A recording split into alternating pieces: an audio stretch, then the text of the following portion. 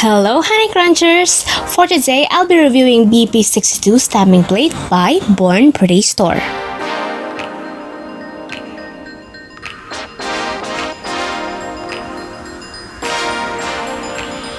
For today, I'm using a stamping polish for all of the designs.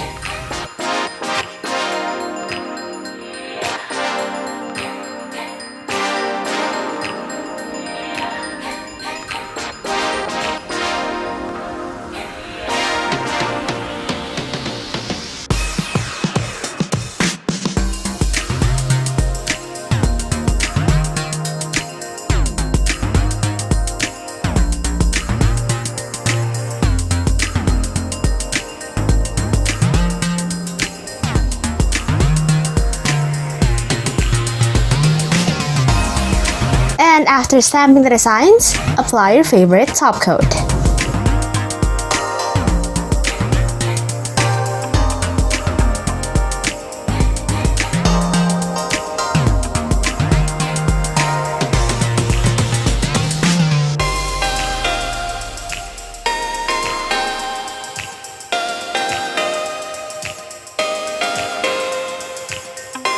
It has 4 whole pattern designs with 4 solo designs.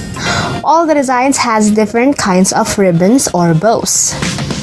If you want to have this stamping plate, the link is available on the description box below. I hope you liked today's video. Don't forget to hit like, share, and subscribe. That's it for today, you guys. Thank you so much for watching, and I'll see you on the next video. Bye!